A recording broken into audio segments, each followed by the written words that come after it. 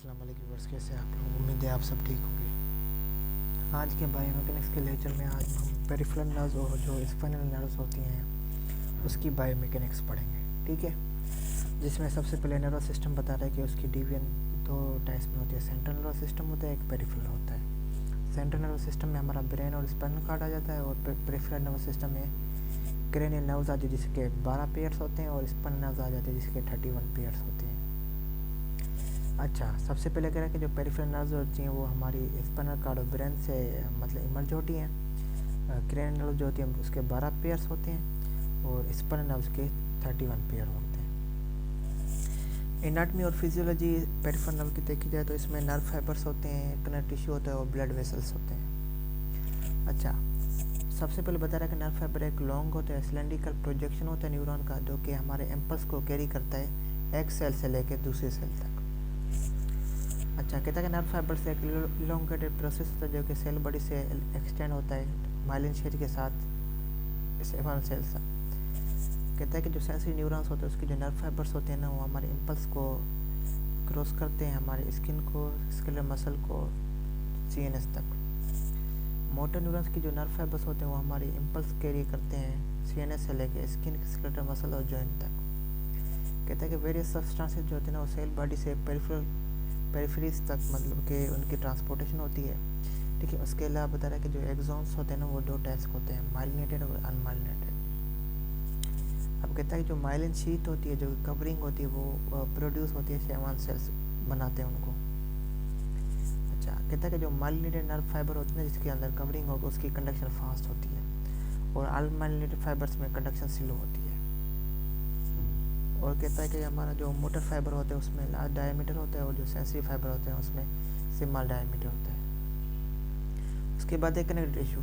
ये बेसिकली हमारा protective layers होते हैं नर्व फाइबर्स के अराउंड।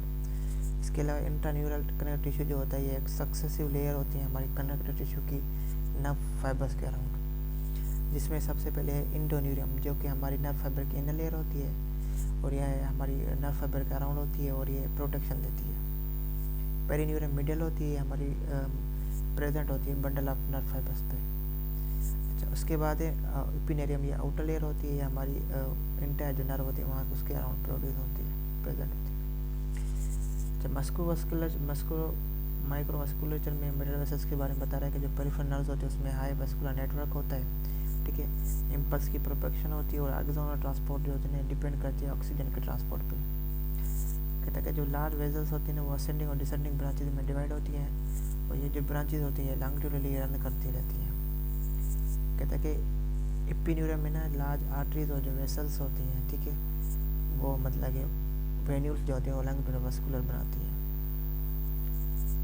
ये एक हमारा मतलब कि वस्कुलेचर है, ठीक है, जिसमें सबसे पहले एपिन्यूरल वेन है और इधर एपिन्यूरल आर्टरी है, ठीक है। उनके दरमियान ये बीच में नर्व फाइबर्स हैं और ये कैपिलरीज है।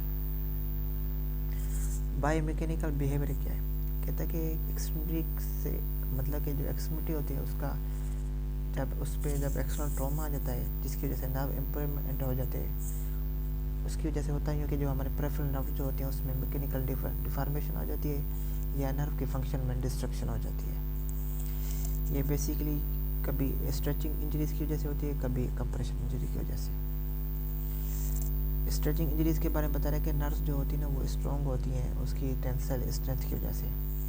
कहता है कि जो इंट्रान्यूरल प्रेशर इंक्रीज होता है जब हमारे स्ट्रेच फोर्स के ज़रिए नर्व ब्रेक होने से पहले।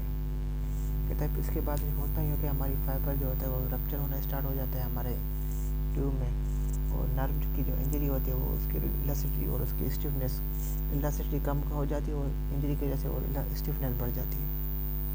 ये इंजरी जो होती है एक्सीडेंट से एसोसिएट होती है, इससे कभी कभी लोग पार्शल या टोटल लॉस ऑफ फंक्शन हो जाता है। अच्छा, ब्रेकियल प्लग इंजरी, इसमें ये बेसिकली सडन वायलेंट ट्रॉमा की वजह से हो जाता है। इसमें C5 और C6 नर्व रूट जो होते हैं वो इन्वॉल्व होते हैं, ठीक है। इसमें पेशेंट जो ना प्रेजेंट करता है इसकी मतलब कि जो टिप होती है उसमें डिफॉर्मिटी आ जाती है। इसमें मतलब कि शोल्डर एडक्टेड और जो इंटरनली रोटेटेड हो जाते हैं, एल्बो एक्सटेंड हो जाती है, ठीक है। इसके अलावा फोरआर्म हमारी पोर्नेटेड हो जाती है और रिस्ट फ्लेक्स में रहती है। इसके साइन ऑफ सिम्टम्स में ये है कि इसकी सेंसेशन लॉस हो जाती है, डिसेबिलिटी लॉन्ग टर्म हो जाती है, मसल वीकनेस हो जाती है, सराउंडिंग टिश्यूज़ जो होंगे एरियाज होंगे उसकी पैरालिसिस हो जाती है, और मूवमेंट मतलब उसमें चेंजिंग आ जाती है, मतलब कि वो काउंटर बैलेंस होती है, मूवमेंट सही से नहीं होती। कंप्रेशन इंजरी जो होती है बेसिकली जब भी किसी नर्व की कंप्रेशन आ जाती है जिससे हमारी नमनेस, पेन, मसल वीकनेस आ जाती है। इसके दो इम्पोर्टेंट फैक्टर्स हैं, एक तो प्रेशर, क्रिटिकल प्रेशर लेवल या mode of pressure application. Critical pressure level बता रहे हैं कि प्रेशर जहाँ पे डिस्टर्बेंस अकर हो रही है इंटरन्यूरल प्रेशर में, मतलब इंटरन्यूरल सप्लाई जो है वहाँ पे जब डिस्टर्बेंस आ रही है, ठीक है, उसको हम क्रिटिकल प्रेशर लेवल कहते हैं।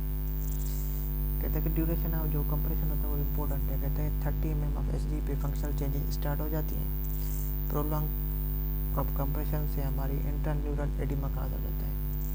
अगर हाई प्रेशर हो जाएगा जिसकी वजह से फिर हमारा ब्लड फ्लो स्टॉप हो जाता है। अच्छा, उसके बाद है मोड ऑफ प्रेशर एप्लीकेशन। ये बेसिकली होता है डायरेक्ट कंप्रेशन जब आ जाती है ना तो फिर नर्व स्ट्रक्चर हमारी डिफॉर्म हो जाती है, ठीक है, और नर्व इंजरी जो होती है काज होती है कंप्रेशन की वजह से, जो कि डिपेंड करती है हाई हाइड्रोस्टैटिक प्रेशर पे। अब प्रेशर एप्लीकेशन के दो टाइप्स हैं, ठीक है, एक यूनिफॉर्म प्रेशर होता है अप्लाइड होता है, ठीक है, एक लेटरल कंप्रेशन आती है हमारी नर्व पे। अच्छा, पहले जो होती है, अब हम पढ़ रहे हैं स्पाइनल नर्व। स्पाइनल नर्व जो होती है स्पाइनल कॉर्ड से निकलती हैं, इसके 31 पेयर्स होते हैं, 8 सर्विकल होते हैं, 12 थोरेसिस होते हैं, 5 लंबर, 5 सेक्रल और 1 ऑक्सीजन होती है। कहता है ईच जो स्पाइनल नर्व होती है ये हमारी डोर्सल और वेंट्रल रूट में डिवाइडेड होती है, ठीक है। कहते हैं डोर्सल और जो वेंट्रल रूट्स होती हैं ये इसमें सेंसरी और मोटर फाइबर दोनों होते हैं। अच्छा, अब इन स्पाइनल नर्व की एनाटॉमी और फिजियोलॉजी। कहता है कि जो हमारी डोर्सल रूट होता है उसकी जो सेल बॉडी होती है वो हमारी कोडल पार्ट ऑफ डोर्सल नर्व में होती है, जिसे जहाँ पे सोइलिंग हो जाती है, जहाँ पे डोर्सल रूट गैंग्लियन बन जाता है। अच्छा, ये इनक्लोज होती है हमारी क्लिनिक टिश्यू लेयर से, ठीक है। जब भी हमारी कंप्रेशन इंजरीज हो जाती है तो फिर हमारे कैपिलरीज का फ्लो बढ़ जाता है, जिसकी वजह से हमारे एडिमा की फॉर्मेशन हो जाती है। माइक्रोस्कोपिक एनाटॉमी देखेंगे तो स्पाइनल नर्व जो होती है ना वो इस स्पाइनल कॉर्ड की क्लोज होती है, जिसकी वजह से इसे हम सेंट्रल जेलियल ए सेगमेंट कहते हैं। जब हमारे स्पाइनल कॉर्ड से अवे चली जाएंगे तो नॉन जेलियल सेगमेंट कहेंगे। उसके बाद है माइक्रोवास्कुलर सिस्टम, सबसे में है सेगमेंटल आर्टरीज। ये डिवाइड हो जाते हैं 3 ब्रांच में, एंटीरियर, पोस्टीरियर, एंटीरियर और इंटरमीडिएट। एंटीरियर जो ब्रांच होती है वो पोस्टीरियर नर्व को सप्लाई देती है, पोस्टीरियर ब्रांच होती है पोस्टीरियर मसल्स को, इंटरमीडिएट ब्रांच होती है वो जो स्पाइनल कॉर्ड में जो स्ट्रक्चर्स प्रेजेंट होते हैं उनको देती है सप्लाई। बायोमैकेनिकल बिहेवियर में देखते हैं जो कंप्रेशन इंजरी होती है जिसकी वजह से हमारी एंडोथेलियल कैपिलरीज की परमेबिलिटी बढ़ जाती है, जो कि इसकी वजह से एडिमा काज हो जाता है। इससे होगा क्योंकि हमारा जो इंटरन्यूरल ट्रांसपोर्ट है इम्पेयर हो जाता है, ठीक है, और इसमें हमारे जो नर्व रूट्स होते हैं वो टैक्टिकली इनक्लोज हो जाते हैं, जिसकी वजह से आल जो इंटरवर्टिबल फोरामेंस और जो नर्व रूट्स होते हैं वो ससेप्टेबल हो जाते हैं इंटरमेंट में। अच्छा, उसके अलावा हमारे जो डोर्सल रोड गैंग्लियन है वो मोर ससेप्टेबल हो जाता है एडिमा फॉर्मेशन के लिए। उसके बता कह रहा है कि ब्लड नर्व का बैरियर जो होता है वो इसमें डेवलप नहीं होता। अच्छा, इसकी इंजरीज में एक है डिस्क हार्निएशन, जिसमें हमारी जो नर्व रूट है वो उसमें डिप्रेस हो जाती है, कंप्रेस हो जाती है। नर्व रूट क्या करती है, नॉर्मली अडेयर होती है हमारे सराउंडिंग टिश्यू के साथ और बिलो होती है हमारे इंटरवर्टिबल डिस्क के साथ। कंप्रेशन की वजह से इंटरन्यूरल टिश्यू काज होता है, इस टिश्यू में चेंजिंग आ जाती है। सिलेक्टिव नर्व ब्लॉक में यह होता है कि हमारे इसमें मेडिकेशन जो होती है वो इंजेक्टेड हो जाती है स्पाइनल नर्व में, हार्निएटेड डिस्क में। उसके बाद स्पाइनल स्टेनोसिस कहता है कि हमारा जो सेंट्रल कैनाल प्रेशर होता है ना वो संकफिशली मतलब कि अप्लाइड हो जाता है नर्व्स के अराउंड, जिसकी वजह से जो कंप्रेशन होता है ना वो स्टेनोसिस में आ जाता है, और ये डिफ़र करता है हमारे कंप्रेशन से जो कि डिस्क हार्निएशन होता है। इसमें हमारी जो सेंसरी नर्व होती है मोर ससेप्टेबल हो जाती है कंप्रेशन से देन मोटर नर्व, और जो नर्व फाइबर्स जो होते हैं इधर वो मोर ससेप्टेबल हो जाते हैं इंजरी में, क्योंकि लो ब्लड प्रेशर की वजह से। पीएनएस की टाइप्स, उसमें लास्ट है कि सोमेटिक और ऑटोनोमिक। सोमेटिक वॉलंटरी कंट्रोल करता है जिसमें सिग्नल ब्रेन से एंड ऑर्गन तक चला जाता है। ऑटोनॉमिक जो होता है या इनवॉलंटरी एक्टिविटी को कंट्रोल करता है। ठीक है, ये सेल्फ रेगुलेटिंग सिस्टम है जो कि फंक्शन ऑफ ऑर्गन है उनको इन्फ्लुएंस करता है। तो इसी के साथ आज का लेक्चर एंड करते हैं। उम्मीद है इस लेक्चर को आपको समझ आया होगा। उस लेक्चर से रिलेटेड कोई भी क्यूरी हो तो कमेंट कर सकते हैं। अपना ख्याल रखें। अल्लाह हाफिज़।